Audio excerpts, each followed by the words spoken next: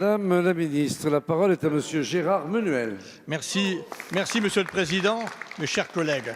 Monsieur le Premier ministre, je vais vous interroger sur la stratégie, le cap, la vision du gouvernement concernant l'agriculture. Le monde agricole mérite davantage de reconnaissance, de respect de la part de votre gouvernement.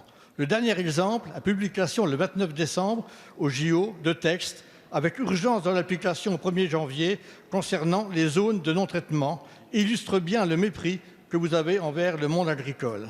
Mais j'aimerais vous entendre sur deux dossiers. Le CETA, vous faites voter ici, à l'Assemblée nationale, avec votre majorité aveuglement suiveuse, le CETA. Ensuite, vous ne présentez pas le texte au Sénat.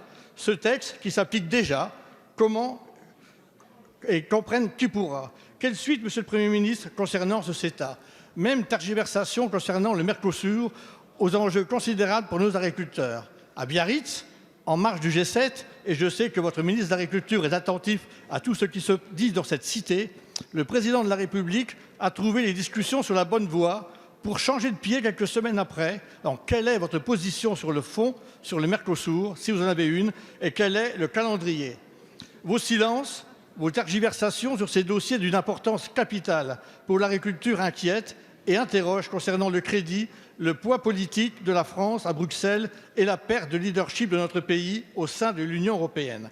Permettez-moi ce constat sévère concernant la PAC et les marchés agricoles. La France, sans stratégie nationale, est inaudible à Bruxelles et agit un peu comme un poulet sans tête, sans vision, sans cap, sans autorité.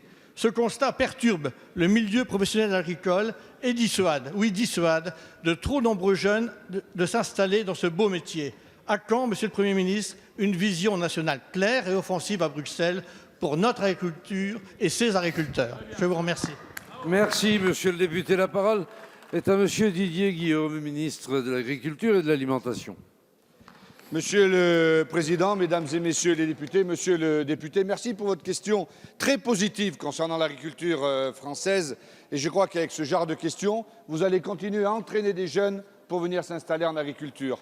Vous disiez que l'agriculture n'intéresse personne, Monsieur le député. Je suis au regret de vous dire que l'année dernière, il n'y a jamais eu autant de jeunes, qui se sont installés en agriculture dans notre pays. Jamais. Vous posez 4 questions. La première question sur les ZNT. Vous dites que le gouvernement et le Premier ministre n'ont pas de vision.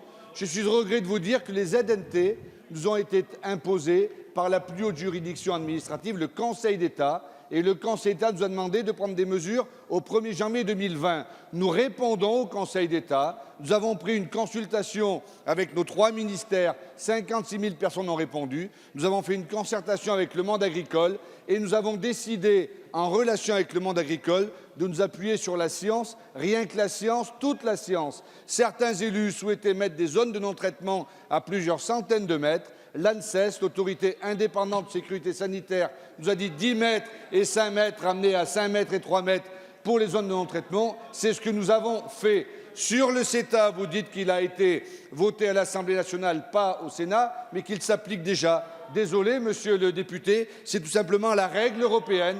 Le CETA s'applique avant que le vote, la ratification n'ait eu lieu par les États. C'est peut-être dommage, mais c'est cela. Et l'Assemblée nationale l'a revendiqué.